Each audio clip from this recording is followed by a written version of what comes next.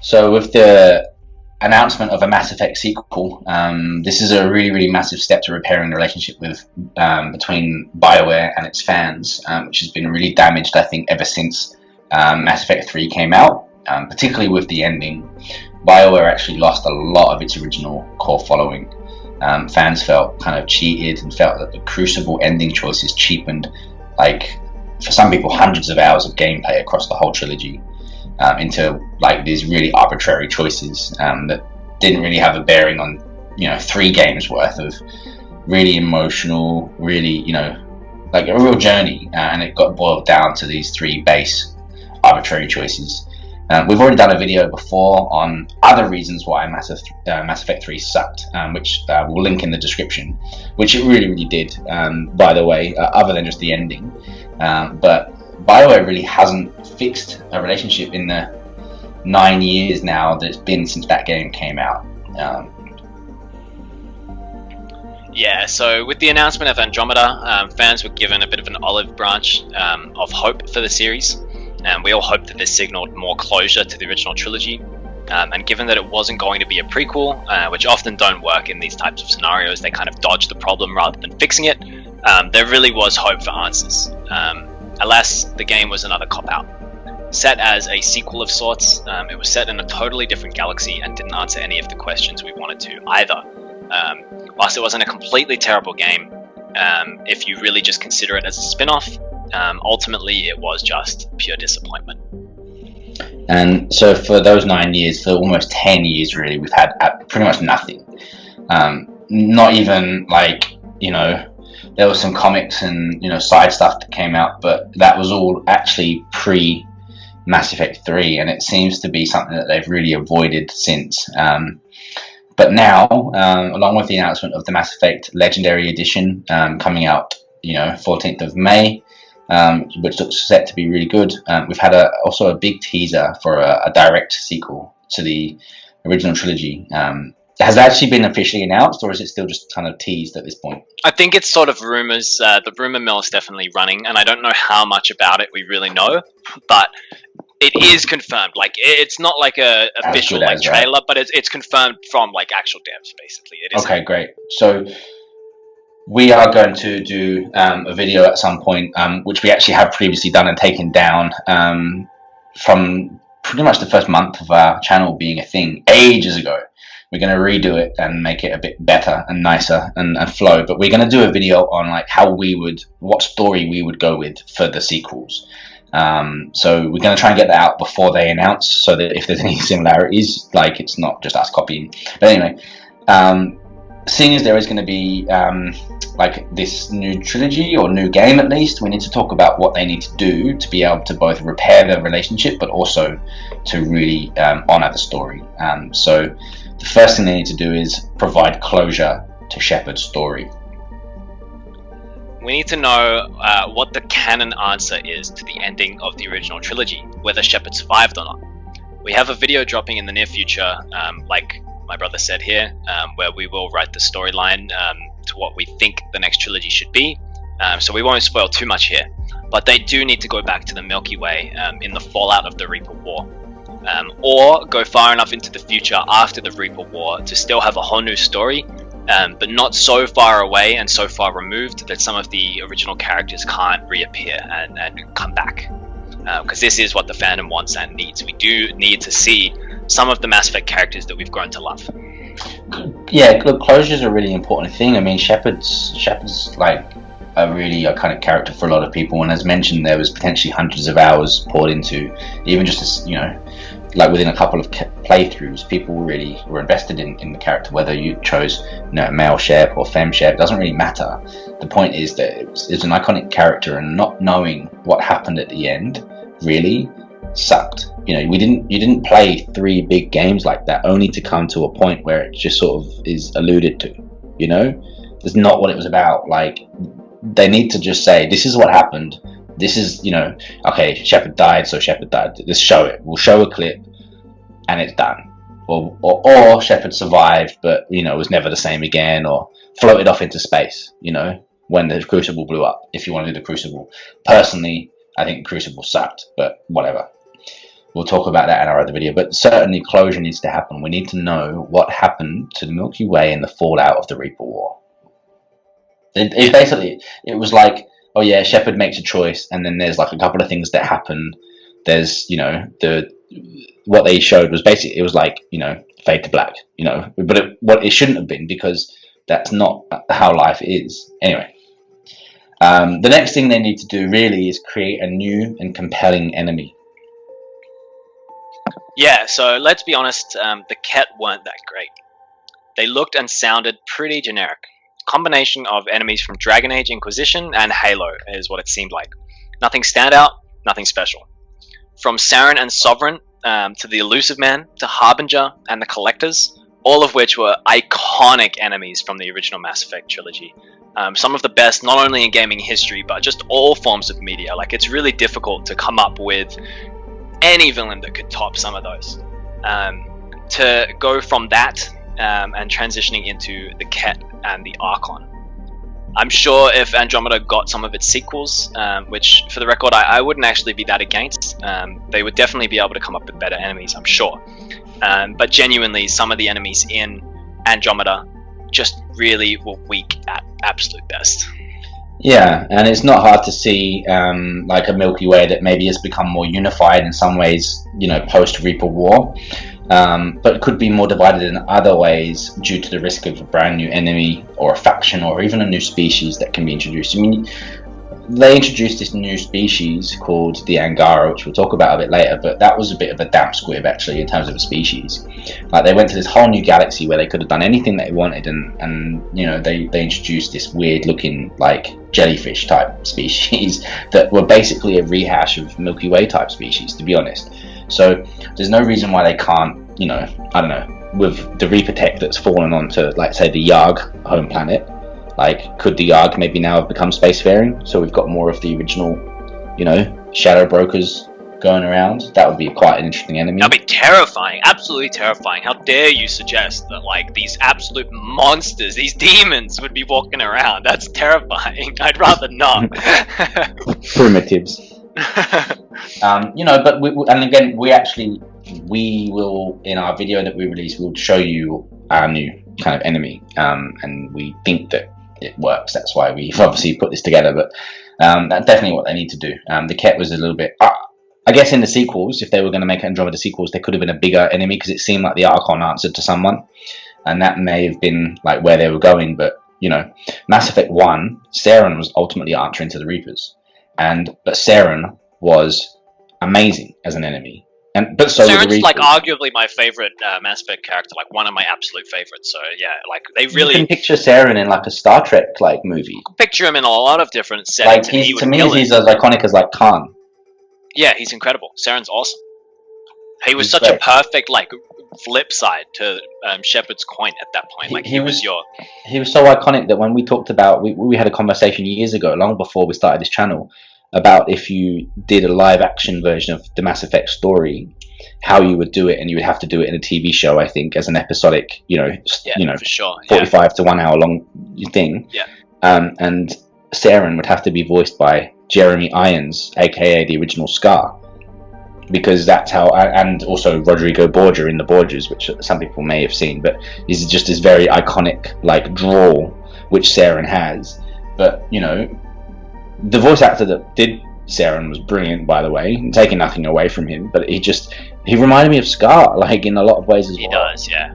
He's amazing. He's just an awesome character, like, and I think the way they did Mass Effect 1, where they didn't have to hide that Saren wasn't the like full like big bad, you know, he was answering to the Reapers. They didn't have to hide that because they knew Saren was cool enough to still like be a great villain for the first game anyways, whereas I feel like in Andromeda the villains just aren't good enough to really hold on their own. Like, we need to see who they answer to, because I'm just not really at threat from the villains we have in Andromeda at all.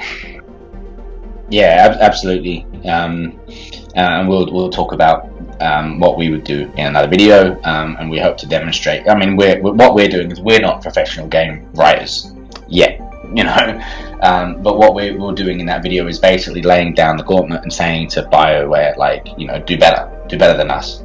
So we'll get onto that in another video. But the next thing that I think they need to do to have success is to bring back Drew Karpyshyn.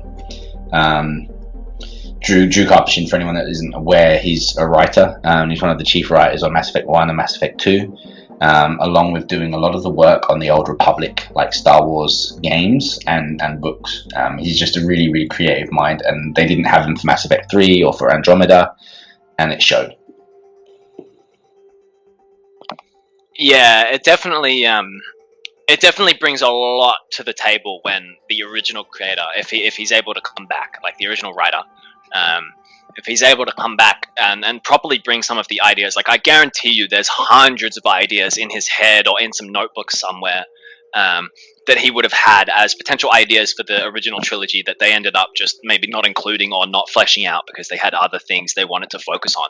And I just feel like all he has to do is, whip out one of those old notebooks and scroll through a couple pages and find some of his other ideas, and then be like, yeah, let's finally get around to that idea that I had, during the development of the original trilogy, and bring it back for the next Mass Effect game, and it'll fit right in, I'm sure, because the whole universe was essentially created in his head, so a lot of these things would definitely start to sort of meld together and fit in perfectly for a sequel if he was back on the creative team.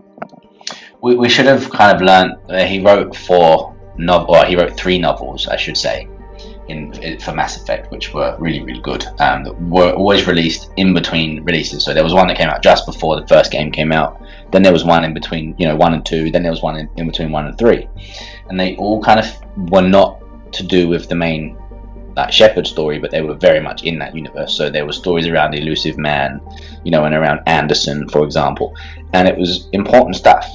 It gave you world building, and it built into what was going to happen in the games without having been directly involved in it. The 4th book that they tried to release after he actually left was with a different author, and it got such bad reviews that literally there was a petition online for getting it taken away as not being part of canon, and Bioware actually ended up basically doing that. So that's how important he is to continuity, to canon. I mean, I think he was just a lead writer on the games rather than the sole writer, is what I'm getting at. But the point is that it's his vision. It's like George Lucas with Star Wars. It's like, without him, George Lucas, for example, he can be quite sloppy at times. He's not always as polished as some authors. I guess Drew in some ways, but for the most part, it's their vision, it's their brain, that can turn it into something that looks and feels real or better. So absolutely, for any future releases of Mass Effect, he needs to be on board somehow. Yeah, I mean, again, even if he's not like the lead writer, but at least that if the writers can consult him and he can like confirm, yeah, okay, like that'll work, I'm happy with that, and just give everything the go ahead, that's fine. I think that would be an acceptable level of input, if that's what it had to be. But yeah, definitely, he needs to be on board in some way or another. Mm-hmm. So the next one, let me just run through it, and then we'll get on to the next one. As I said, we don't like to be political on this channel, but we need to say this. The next thing they need to do is to do away with the pandering and the SJW agendas. It's just true. We're not here to say that different people can't be represented in the media. We're not saying that they can't have politics in games. But what they need to do is to get back to giving us good, interesting characters and good, interesting stories, and forget about just trying to artificially fit a square peg in a round hole, and pander to what is actually quite a small part of the fan base, who generally are never going to be pleased. As I said, we don't like to get political on the channel much, but it has been something that's been involved with BioWare's games over the last few years, and we understand that. But you look at companies like Marvel and Disney and some of EA, they pander like there's no tomorrow, and ultimately they keep getting criticized anyway because they're not pandering enough. I think they should take a leaf out of Rockstar's book a bit more and just forget about that and create the creation that you want to create, basically. So, I guess to sum up, it doesn't matter if they don't write in, I don't know, an openly gay character, if it doesn't fit in with the story. If they want to put it in there and it can fit with the story and with what you want to build, great. Like Steve Cortez in Mass Effect 3 was fine. It was a good character. But You don't need to just put it in there just for, wanting to tick that box and please people. I don't think there's anything else we need to say on that. That's all we want, is we just want a good story, right? Yeah, 100%. I don't think it requires too much justification either. I think most people, it's gone through that phase where there was definitely a period of time, like probably around its peak when Andromeda came out, where pandering in games was really like the way everything was going, and I think we've sort of come out the far end of that now. And I think companies almost, yeah, we're not quite Last of Us 2. Yeah, true. And even some of the other more recent games have sort of done it as well. But I think it's definitely, as you say, like, you got to focus on the art first. Like, the art of the game needs to come first. Make your vision, make your amazing game first. Don't create these characters with the sole intent of them being like, a stand-in for like the gay community or something. Like, it doesn't really make much sense. Like, I guess for Mass Effect, it's a great setting for a lot of inclusive, for including a lot of different types of people, because it's a grand universe. But that doesn't mean they have to be forcefully injected into the story somehow, or forcefully injected into that universe somehow. If you can naturally put a couple of them in there, fine, no worries at all. As you said with Steve Cortez, no worries. But definitely sort of forcing it and making it a big deal is what will very much detract from the primary point of the game. So definitely, yeah, I think not too much else to say on that one. Yeah.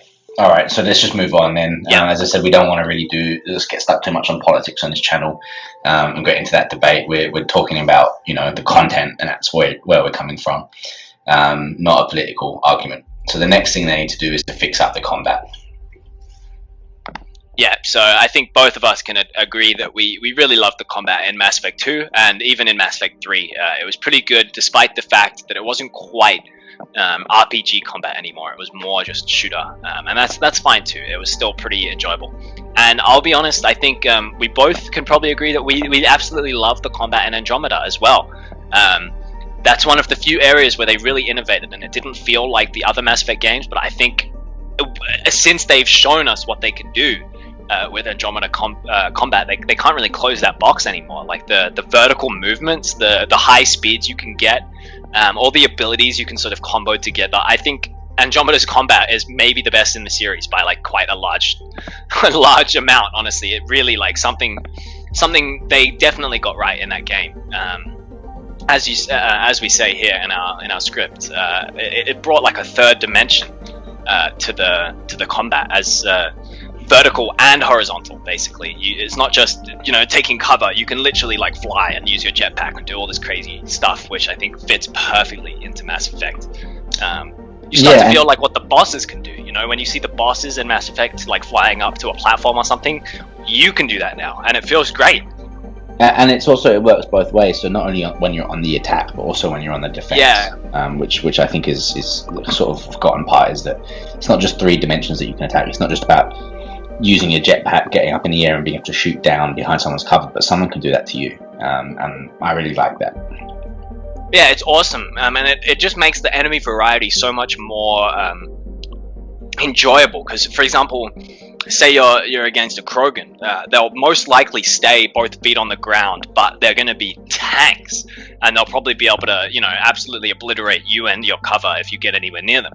But in contrast, maybe some of the human enemies or some of the weaker combative enemies might be using some of these more like high movement approaches, where they're sort of dodging around and flying up to different cover and trying to like get a better angle on you, and that just feels awesome. So definitely, if there's anything we can say about Andromeda, I think the combat is what needs to sort of be carried over to the next game in this series and continue to improve upon, but without forgetting that these Mass Effect games are an RPG at their core. So the combat can be amazing, and it can be an awesome experience whilst fighting. But if the core RPG elements and the storytelling and stuff like that and the character building isn't there, like it wasn't in Andromeda, the game will still fall short. So while they could fix the combat in the next game, and they absolutely should keep it closer to that Andromeda combat, we do need to roll back the storytelling back to sort of Mass Effect 1 and 2 level storytelling for the next game, for sure.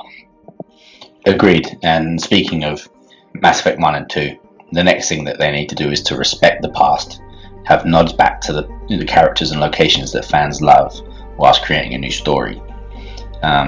So it's no good just relying on the past, but whenever you think back to why you love the Mass Effect trilogy, the first thing you think about is the squad mates that you would die for. Think about the places like Afterlife on Omega that you can just go and chill out in and enjoy the ambience to. And both Andromeda and, I guess to a lesser extent, Mass Effect 3 really took this away from us. And look, I know for continuity, you can't have all of these locations to be exactly the same as they were before, but it would be great if you could go to some of these places again after, say, a rebuild. Like based on canon, in my mind, there's no reason you shouldn't be able to, say, go back to Omega or Ilium or Noveria, just to name 3 iconic locations.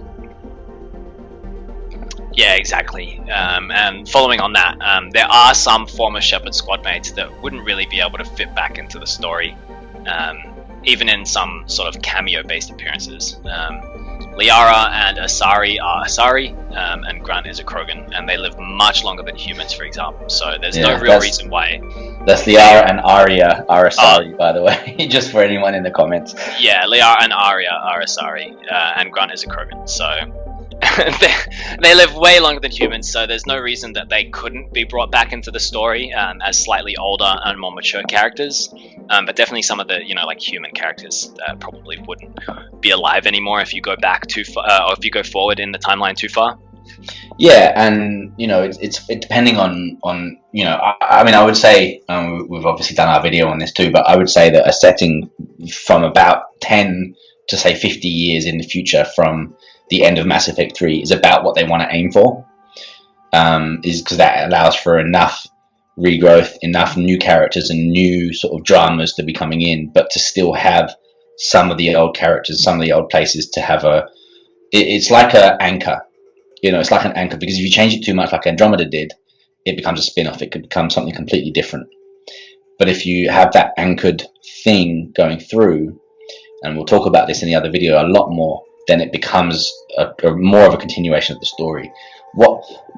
Let's just take an example quickly whilst we're here of the Star Wars movies, the 9 episode movies, if you like. You started with 4, 5, and 6. That's the main story. It's Luke Skywalker, it's Darth Vader, spoiler alert, he's his father, and it's the Emperor, right? That's the kind of the Rebel Alliance versus the Empire, right? That's the kind of the story. The prequel movies that came out afterwards, 1, 2, and 3, were about how Anakin became Darth Vader and about how a galactic republic became an empire. Okay, so it's completely anchored. So the Emperor is in all of the movies, basically. Darth Vader or Anakin is in all of the movies. You have these anchored things that go through. So even though you're telling different stories, it's obviously on the same timeline. Episodes 7, 8, and 9 did badly because they went too far away from it. They changed who Luke was, and they put Luke in almost like because they felt like they had to try and it was more of that, oh look, we've got Luke again, one of the characters that you love. But it wasn't that. They didn't obviously want to use him, and that's why they did what they did with him, and that's why people were upset. And they didn't anchor it enough, What Andromeda did was take away the anchor completely. They didn't have enough of the same characters. They didn't have enough of that going on. It was too different almost. And I think that's where it went wrong. So when you do a sequel, 10 to 50 years is the time frame that, like we said, for example, Liara is still going to be around because she was only 150, which is relatively young for an Asari. Yeah. Grunt as a Krogan, they can live for 1,000 years, and he actually was born in Mass Effect 2 essentially from the tank. So we don't know if that's, maybe that's, that would have been 20, 30 years into their life to be a fully grown adult like that. So maybe he, if you do 50 years, maybe he's now a 100-year-old Krogan. Well, that's still only 10% of his life gone, and there's other characters. And even, say, within that time frame, like, you could still have, I don't know, the life from lore, the canon, the life cycle of Turians, but you could have an old man deathbed Garrus, for example. Yeah. even within 50 years. I would say that the setting should be between 10 and 20, ideally, but up to 50 years at the most. Otherwise, it's too much change, it's too much different, and it's not the same thing anymore, completely. Yeah, agreed. And I guess there's not heaps to say. I think with your sort of Star Wars analogy on that one, it definitely drives the point home that Andromeda did go way too far away from what we as fans wanted to see in a Mass Effect sequel. And I definitely don't think they're going to double down on that for their next game, but as we say, like, it definitely needs to stick to that formula of staying close to what we know and true to what we know.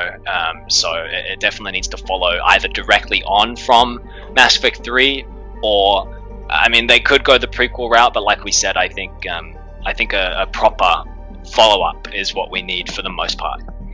Yeah, and I'm planning a video for us to do what Andromeda, how they could have made Andromeda work more. I know we've talked about Andromeda a lot, and actually it's one of the first videos on our channel as well, but we consider it to be a spin-off, and how they could have made Andromeda work as a genuine sequel. I'll just say one of the points quickly now, which is if they'd have taken, say, 3 to 4 at least of the Shepard squad mates and put them on one of the arcs and had them as sort of the main squad mates. Didn't even have to be the main character, but the main squad mates that you could choose as Ryder. That would have made it work more, because then it would have been this anchored 4 characters that you would have loved. Say a Jacob or an Ashley Williams, or I don't know, just some of those characters out there could have gone on to go on to this, like say Kasumi. I don't know, just some characters that we'd have had known and referenced from before and would have already built like an emotional attachment to. But to start again completely cold, like with brand new everything, it was too disconnected. So what you need to do for a sequel to Mass Effect is to respect the past and nod back to the characters and locations that we fell in love with, that made us love Mass Effect and made us keep playing Mass Effect and make us want to play new Mass Effects. Is you need to have some of those characters, but not rely on them. Yeah, agreed. And I think on that point, we definitely it'll be worth coming over to the next major point here as well, because it sort of continues on what we're saying about the squad mates, and that is, we think that there should be loyalty arcs and not single loyalty missions. And I'm going to group this in with everything to do with squad mates here. So we also think that we should be able to increase the amount of squad mates you can bring on missions with you, and have on your team in general. Just on your team in general, so on your ship, but also just how many you could bring down onto the planet with you. There's so many times where you'll sort of end up with just a single like sort of squad that you end up rolling with every time, because you just kind of you know that you only have limited slots, so you're sort of picking the people that fill the correct role for your team there. But I think definitely this is something that they should innovate, where basically, as an example, in a fully DLC'd Mass Effect 2, you can see just how many characters you can fit onto your ship as a big sort of squad. But yeah, it sucks because you've got this massive pool of awesome characters. Like, I don't think there's even one character in Mass Effect 2 that I'm like, I never want to take them with me. I think there's a couple where they're a bit weaker. Not naming names, but there is one Zaid. Specifically that I'm thinking. Yeah, Zaid is pretty bad. But it just makes it feel so much more alive. And definitely, I think the best example there is the suicide mission at the end of the game, with everybody there. I mean, obviously they're not all in your squad at the whole time. It's sort of split into 2 or 3 groups at certain points, but it does capture that feeling of like, this isn't just a little squad. You've got your own little like militia. You've got a little bit of an army going on your ship here, and it's doable. It was doable in Mass Effect 2, so definitely I think that needs to be expanded upon in the next game fully, to add just more squad mates and more people you can actually bring with you on the missions. Well, think about everything with that, in that one of the coolest things about Mass Effect 3, and the reason why, the only way that Mass Effect 3, if you ask me, truly worked as a final piece in the trilogy is the DLC, the Citadel DLC, right? And and even the sort of mission with the clone shepherd and everything, just to see the way that like your squad actually interact with each other, which you got little snippets of in cutscenes here and there, but and that was one of the coolest things that made them feel like real characters. But just think about how much more you could do that, where instead of just bringing two guys on there, and how many videos have you seen on YouTube where there's like, if you bring these two on this mission and you've already got them loyal, this is the sort of like dialogue that you can get at this moment. Yeah. And it's like, well, you're missing out on that. Like, if you don't do, and I get that's a call for replay value and everything, but like, I would love to see like even a squad of 3 or 4, even just 1 or 2 extra that you can bring. Yeah. And then you can have more sort of interaction between them and sort of little like sort of dialogue and moments. And you also, you can really flesh out your team a little bit more. Like, you've got the Biotic, you've got the kind of, the Vanguard, you've got the Krogan, all that kind of stuff. And it just gives you that mix. And, if they factor it into the missions, which, we're talking about, this is 2021, Mass Effect was made in 2007, 2010, and 2012. Like, it's old now. So there's a lot more technology they can use to build that out better.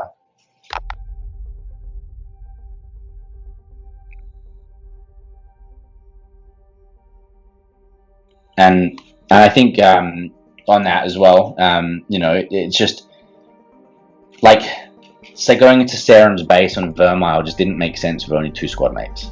Like, you're going into this pretty big mission. Why would you only take 2 people with you when you have another 3 back on the ship? Yeah, exactly. And it's sort of funny because the technology is definitely there. Like, absolutely, we could do that these days with a bigger squad. So there's no real reason to say, oh, but traditionally there was like, you could bring the 2 with you. Like, why? Even if you want to have some missions where it's more like a stealth mission and you bring only a couple of squad mates, and then for a proper battle mission where it's going to end in a firefight, the game would be like, okay, you can bring more people with you. Like, it just makes sense. So that's definitely something that I think needs to be innovated upon. And then following along from that, like I mentioned earlier, I think in terms of loyalty missions, it needs to be increased to a loyalty arc. And just to explain what that sort of means, in Mass Effect 2, basically you would have a recruitment mission and then followed by a loyalty mission for all but 5 of the squad mates. So the loyalty mission being a mission like a side quest kind of for that specific squad mate that would then bring them over to full loyalty. So they're no longer just working with you like for the money or whatever, they're now like actually your friend or whatever, basically. So in this case, all characters only had their single recruitment mission and then their single loyalty mission. And we think that we should be doing an arc format rather than a mission format for future games. So this would be varying stages of loyalty and various things that can be done to build into loyalty, just like in real life relationships. So in this way, you have room for smaller parts of the arc, like a simple drink in a bar, or bigger parts like helping in a vengeance mission, like the original loyalty missions would be like, or whatever you want to do in between. You can still have the characters' dialogue and interactions be different at different stages, depending on how far in their loyalty arc you have reached. So if they've finally sort of spilled their guts and told you one of their deepest secrets, maybe that'll come up in conversation later, now that you've done that part of the arc. Rather than just suddenly flipping the switch after completing a mission, going from they're just working with you to like, yep, now they're loyal. And I think both of us have been talking about this for a long time. Like, the loyalty arc is 100% something that Bioware should be thinking about and implementing in their next game. Like a full arc for every side character, squad mate, that goes through a bunch of major beats to slowly but surely, make friends with them and properly bring them into the story as a character that's not just a one-stop shop to make them loyal, basically. Yeah, and with that, it brings a more, like, a bigger level of, I guess, humanity to it. Like, the biggest thing about all of the characters in the Mass Effect series was that, despite how alien some of them could be, they were very human as well in different ways. And that's what obviously makes you buy into them and then buy into you.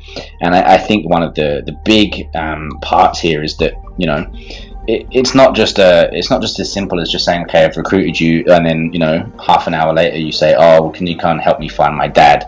So you go and help them find his dad, and then they love you and they'll die for you. Like, it's just really basic.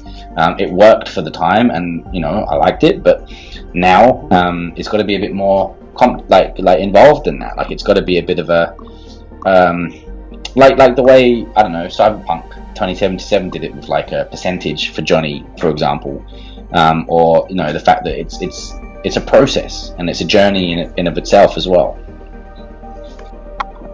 Yeah, absolutely, and I think, as I said, this is something that Bioware really needs to be looking at. Like, I don't see too much reason why they shouldn't be fleshing out these characters into arcs, like multiple missions, multiple instances or flags, I guess, where you will grow closer to these characters. There's no reason why it shouldn't be like that, and I'm really hoping to see that in the next game. I don't think too much more needs to be explained, because I think this is something we'll probably go into in our video coming up about how we would do a sequel. I think it's something we might talk about a little bit in there as well. Yeah, and just I guess a final point for me is that it was just, again, in the kind of loyalty stuff before, it was like, if they were loyal and everything, then they would survive the suicide mission mostly, right? Unless you not like leveled up the ship as well, which was a good little feature. But it was also that there's so much more nuance to that, right? There needs to be, like, there could be an element of not just loyalty to you, but loyalty to the team as well, and how that could come to impact you at another time. And like there was this thing with Rex in the Citadel DLC where if you had I can't remember exactly the choice now, but if you had made a particular choice at one point, like, Rex comes to try and kill you, and you have to kill Rex then as well. And it's like, I thought we did this in the first game, and I managed to like get him to survive then, but then there was still a chance that he ended up killing. We have to have a face off in the third game. It's like, I don't want that by now. I want to know that over 3 games, it's got to the point where he understands through loyalty arc that I made the choice that I made, and it was the thing that I thought was best, but I've got his back, and that so that we can have maybe an argument, but that's all it is. It doesn't have to end up into like a a Mexican standoff. Yeah, just fleshing them out and making them feel more human, even if they're crazy alien berserker Krogan.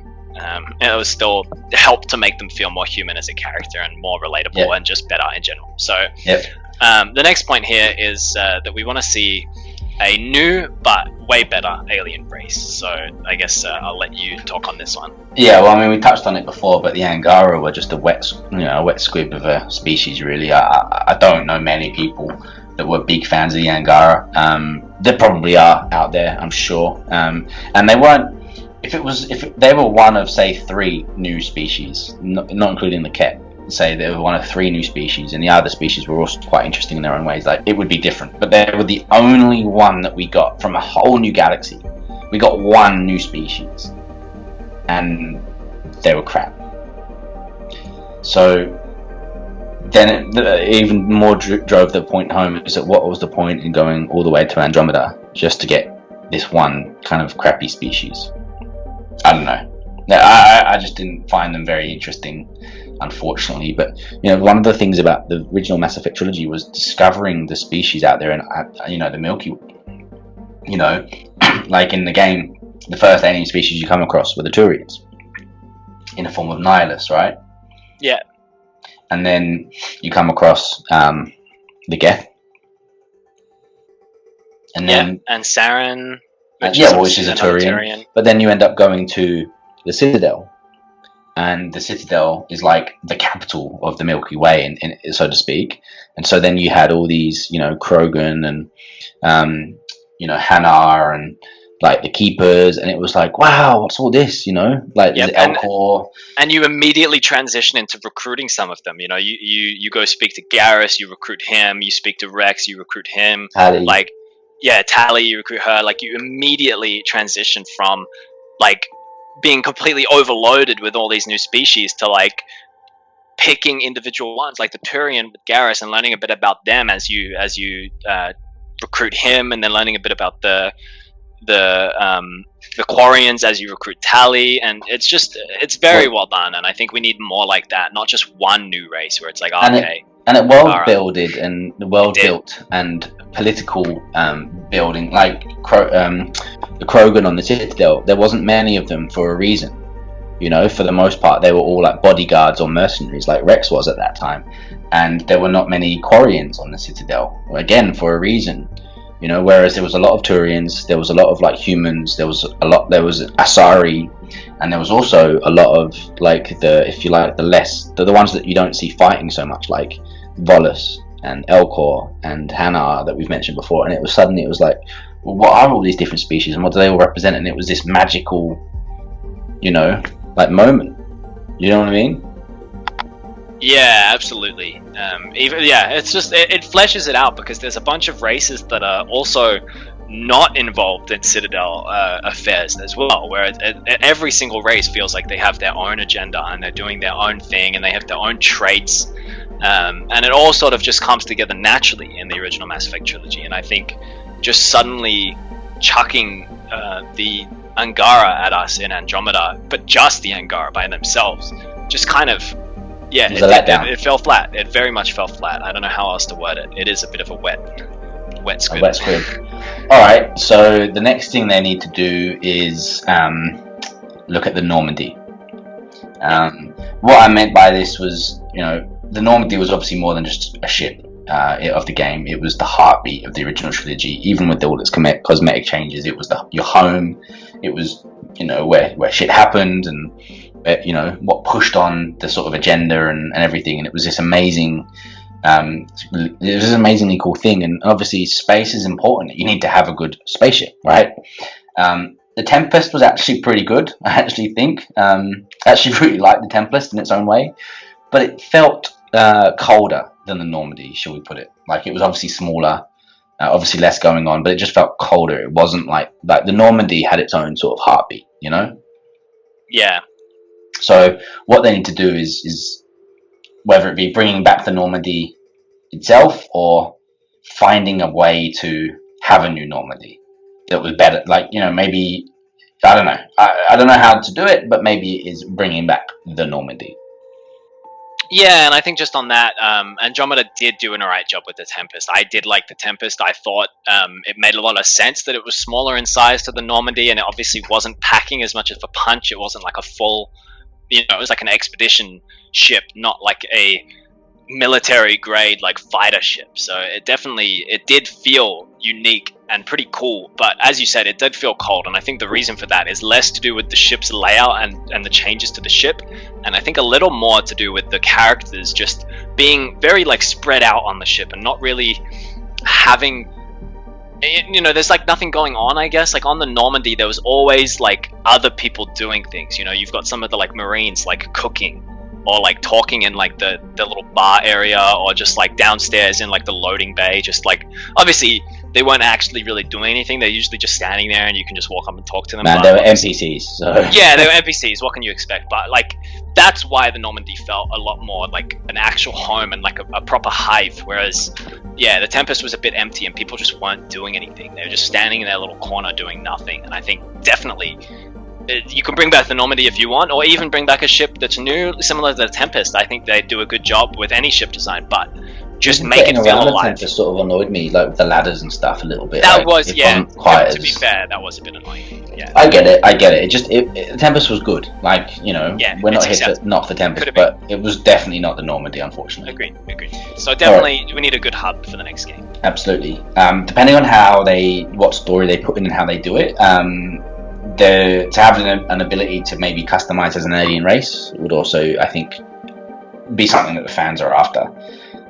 For us, in our videos, you know, in our story video, which we've got coming, we've got a canon character choice, which has some limitations, but still with some customization, which we can talk about that in that video. But if they want to go for the highest level of customization, then to include the option to sort of allow yourself to choose a species would be, I think, something that a lot of fans want. Like, a lot of fans have asked to be like an Asari Commando or a Turian Rebel or a Krogan Warlord or whatever it may be.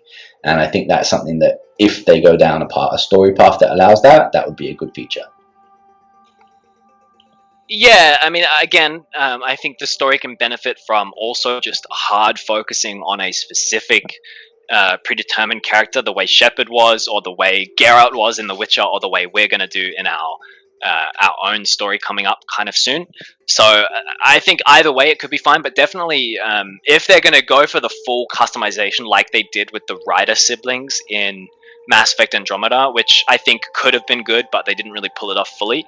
But if they are going to do that full customization, then fine. Like, let us go all the way to full, like, not just full human, but yeah, chuck us some race options. Then fine, go for it. Like, if you're going to make the main character a bit flat, then you might as well let us make the main character whatever we want. There is a way around that, which involves having that alien species as, say, individual missions where you control them. Yeah, also a good idea. Or even if you pull the GTA approach and maybe have a few characters that you get to control, but that might be a little too ambitious for Mass Effect at the moment. Like, let's not completely spiral out of control. That could be a little too much for a Mass Effect universe to pull off just yet. Yeah, but we've seen it in games like we have City Project Red, where you can be Ciri for a few missions, as well as Geralt for the main game, or in Cyberpunk where you can be Johnny for a while. Even Mass Red Dead Redemption 2, where you could be Sadie for a couple of missions and John instead of just Arthur. We've seen it in games before. Or even Mass Effect 2 pulled it off with that Joker sequence. Yeah, exactly. So it's already like the precedent is set. So yeah, it's definitely doable, and I think it would be very interesting to innovate in some way like that. Agreed. Okay, so the next thing they need to do is, I think, put it into a trilogy with 3 distinct parts that has a running theme, throughout, just like the original trilogy was.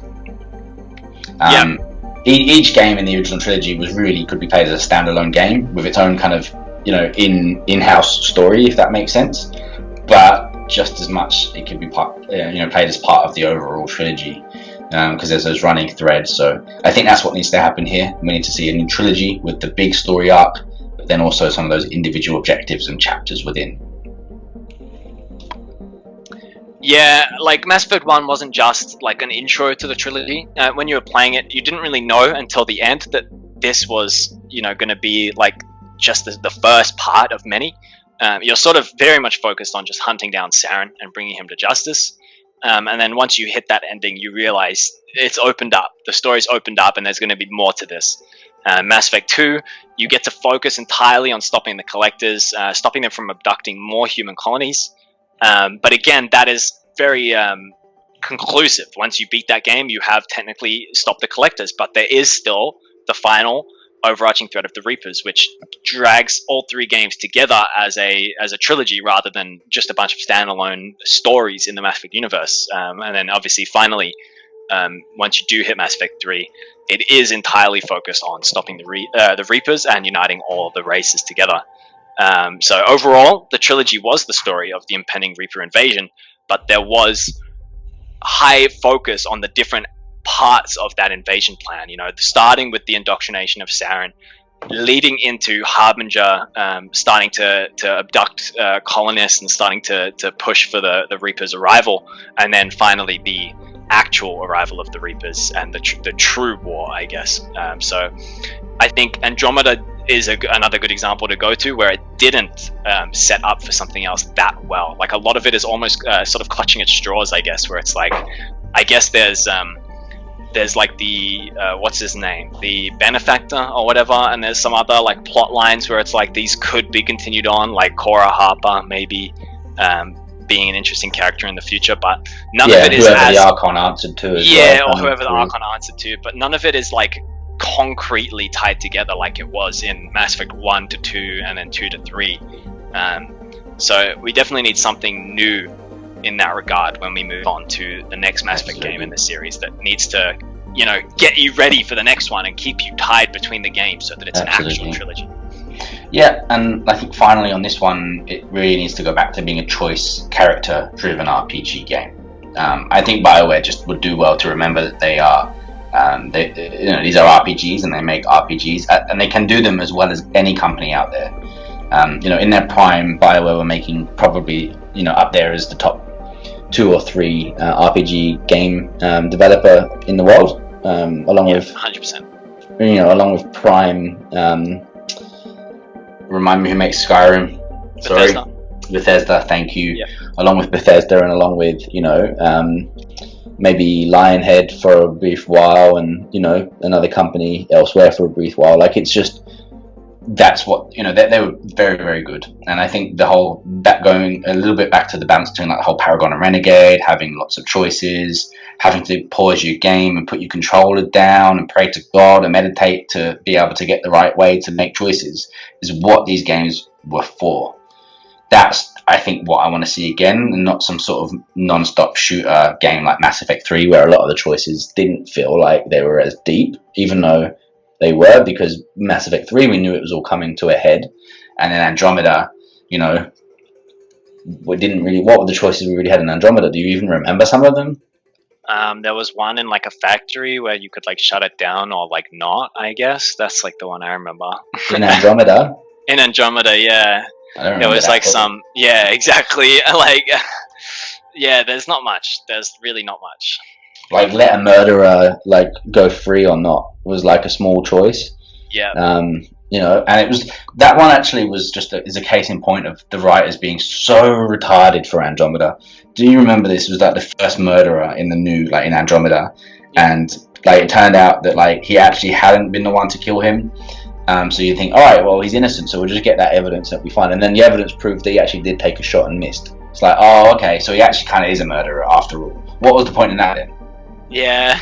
Like, it was just an absolute waste, It was just like, that's so retarded. Like, I'm sorry, but you need to find like that. That's not smart writing. That's just pissed me off writing. It's just so boring. It's such a stupid twist. Like, nothing is twisted. It's still the same. Like, it's what I originally thought. Wow. Yeah, it's like, what's he actually in prison for, really? Like, what actually doesn't matter is that he missed, because the fact is that he's an attempted murderer. Which is he's now an attempted murderer, just as bad. Yes. All right. So, putting all that kind of together, there's kind of a final question which remains: is Bioware, can you deliver this to us, your real long-term fans? Can you go back to creating a game that we can all love and get behind you again and save your company? Or are you going to continue giving us the drivel that you have been for the last few years? Anthem, Andromeda, Mass Effect 3, Dragon Age Inquisition. All of that's drivel. Give us what we need and what we want and what you're capable of. The challenge has been set, basically. Yep, we're standing up to our EA overlords here, and we're really just challenging Bioware to go back to creating the greatest RPGs of our time again, please. It's a love letter to Bioware rather than like an insult. Please just come back to Prime and sort of do some of these things that we've said. Again, like, we're not claiming to be as good as the writers on the Bioware team or anything like that. These are some ideas as fans of the trilogy who want to see it succeed. These are some things that I think we would like to see in the next game that I think Bioware would hopefully be taking notes on, or at the very least they're already doing it and we just don't know it yet, because obviously they aren't ready to announce officially what's going on with the next game. So we'll just have to wait and see, I guess, for now.